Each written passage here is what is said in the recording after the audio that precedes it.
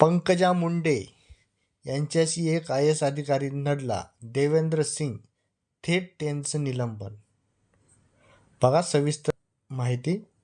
राज्य सरकारचे अर्थसंकल्पीय अधिवेशन सुरू असल्याने सध्या मुंबईमध्ये आमदार आणि मंत्री महोदयाची रेलचेल पाहायला मिळत आहे. तर मंत्री महोदयाकडून जिल्हाधिकारी व वरिष्ठ अधिकाऱ्यांच्या बैठका घेऊन अनेक कामे मार्गी लावण्याचे काम केले जात आहे. पर्यावरण मंत्री पंकजा मुंडे यांनीही वरिष्ठ अधिकाऱ्यांना बैठक बोलवली होती. मात्र पंकजा मुंडेच्या आदेशानंतरही IAS अधिकारी देवेंद्र सिंग हे ब्रीफिंगसाठी न आल्याने अखेर त्यांचं निलंबन करण्यात आलेलं आहे. या प्रकरणी तालुका अध्यक्ष दिलीप लांडे यांनी निलंबनाचे आदेश दिले आहेत. त्यानुसार सामान्य विभागाकडून यांच्यावर ही कारवाई करण्यात आलेली आहे. विधानसभेतील चर्चेदरम्यान मंत्री पंकजा मुंडे यांच्या ब्रीफिंगसाठी बोलवण्यात आल्यानंतरही देवेंद्र सिंग उपस्थित नव्हते.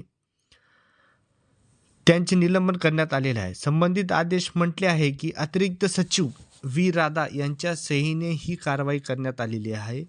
निलंबन काळात मुख्यालय मुंबईतच राहील.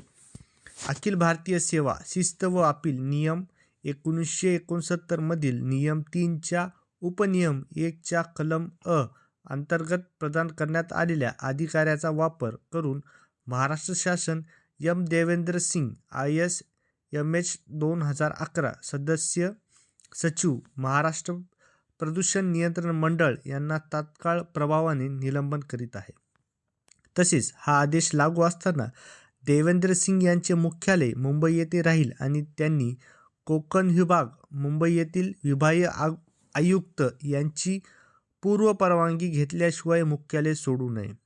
निलंबन काळात त्यांच्या कोणत्याही खाजगी नोकरी स्वीकारणे किंवा कोणत्याही व्यापार किंवा कोणताही व्यवसाय सहभागी होणे मान्य राहणार नाही, असे या आदेशात म्हटले आहे. दरम्यान निलंबनाच्या कारवाईच्या काळात देवेंद्र सिंग यांनी निर्वाह भत्ता, महागाई भत्ता व इतर भत्ते देण्यात येतील.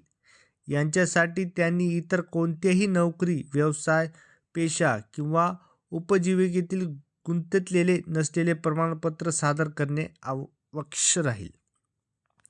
मात्र वरील अटीचे कोणतेही उल्लंघन केल्यास गैरवर्तन समजले जाईल आणि त्यांच्यावर शिस्तभंगाची कारवाई करण्यात येईल, असा इशारा देण्यात आलेला आहे.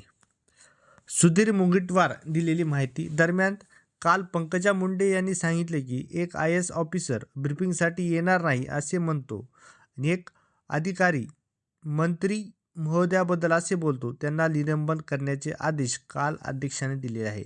त्यानुसार 24 तासात ही कारवाई झाली पाहिजे. ही घटना कालची आणि आज निलंबन झाले आहे, असे सुधीर मुनगंटीवार यांनी सांगितले.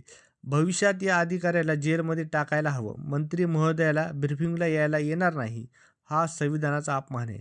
या अधिकाऱ्याला शिक्षा करणं हे संविधानात तरतूद आहे. काही अधिकारी एक पाऊल पुढे गेलेले आहेत. 75% जिल्हाधिकाऱ्यांना अहंकार आहे की आमदार व इतर खासदार बदलत राहतात.